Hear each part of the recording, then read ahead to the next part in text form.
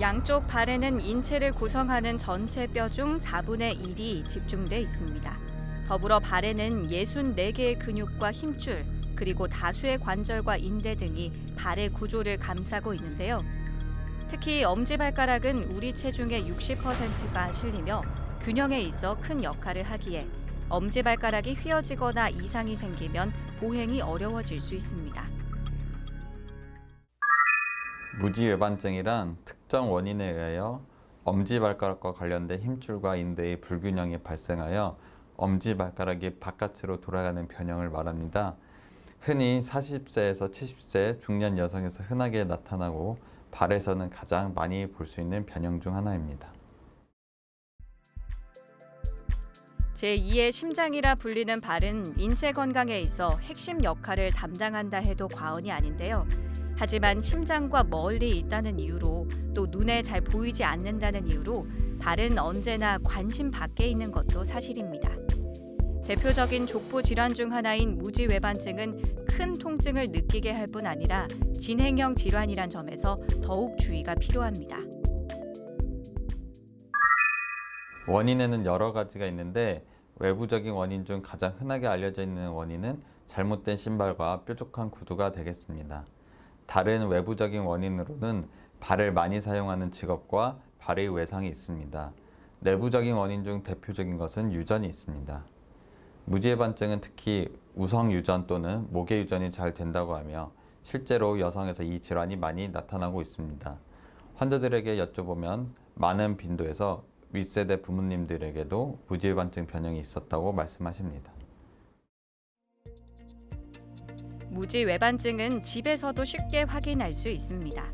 먼저 발을 올려놓을 수 있는 크기의 종이를 준비하고 종이 위에 발을 올리고 휴대전화로 발을 찍는데요.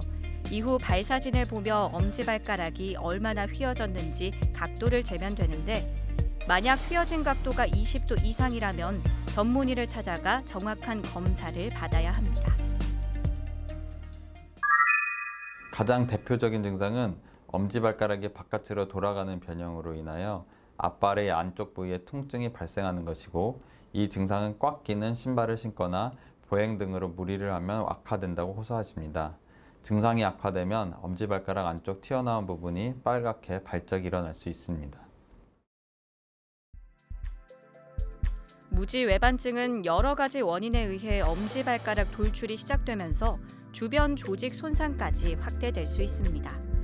손상이 확대되면서 발바닥, 발등 전체까지 통증이 번질 가능성이 높은데요.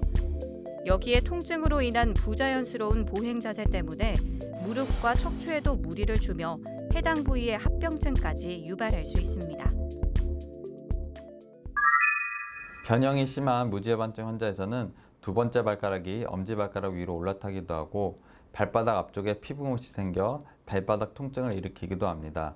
치료가 제대로 이루어지지 않으면 상처로 진행되는 경우도 있습니다. 그러므로 무지외반증이 의심되는 환자들은 적절한 시기에 정형외과 족부 전문의에게 진료를 보시는 것이 필요하겠습니다.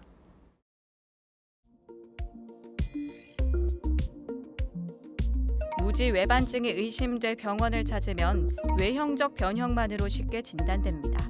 하지만 적절한 치료 방침을 결정하기 위해선 의사의 진찰 및 방사선 촬영 검사가 필요한데요. 먼저 의료진의 진찰을 통해 엄지발가락 관절 안쪽 돌출, 엄지발가락과 두 번째 발가락의 벌어짐 정도와 관절 자체의 통증 여부를 확인합니다. 다음으로 방사선 검사를 통해 발에 체중이 실린 상태에서 찍은 단순 방사선 사진을 토대로 변형된 각을 측정하고 관절의 퇴행성 변화 여부를 관찰합니다.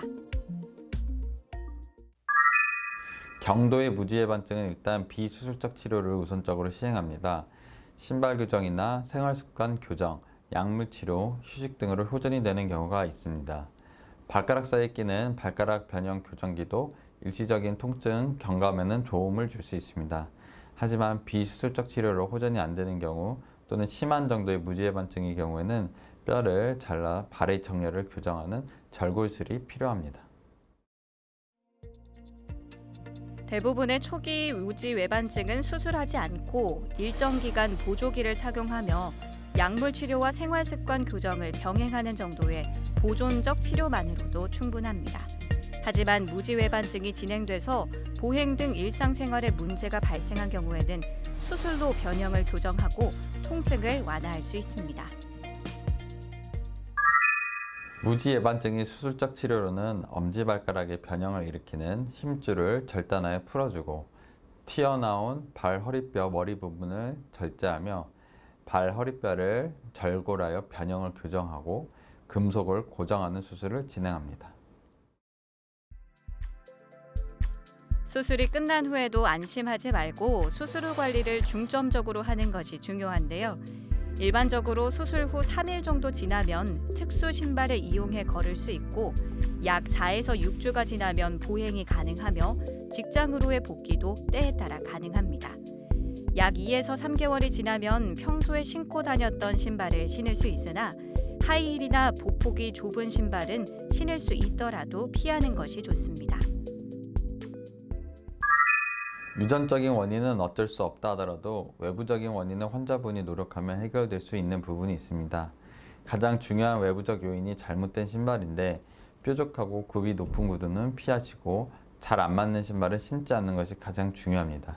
특히 젊었을 때부터 본인의 발에 잘 맞고 편한 신발을 신는 것이 중요하겠습니다. 통증이 있는 경우에는 신발의 교정과 발을 무리해서 사용하지 않는 것이 도움이 되겠습니다. 여기서 잠깐! 잘못된 의학 상식을 바로잡아 건강도 지키고 상식도 키우는 Yes or No. 시중에 판매되는 교정기를 사용하면 무지외반증 증상 호전에 도움이 되나요? 많은 분들이 발가락 사이에 끼는 교정기를 주로 사용하는데 사용하는 동안에는 변형이 잠시 교정되는 효과가 있어서 일시적인 통증 완화에는 도움을 줄 수 있으나 변형의 교정 효과는 없기 때문에 근본적인 치료는 되지 않습니다. 잘못된 의학 상식 깨치기 Yes or No. 두 번째. 무지외반증은 수술해도 재발이 잦다는데 사실인가요? 어떤 연구에 의하면 무지외반증을 수술하고 10년 이상이 지났을 때 높은 비율에서 다시 변형이 재발한다는 보고가 있습니다.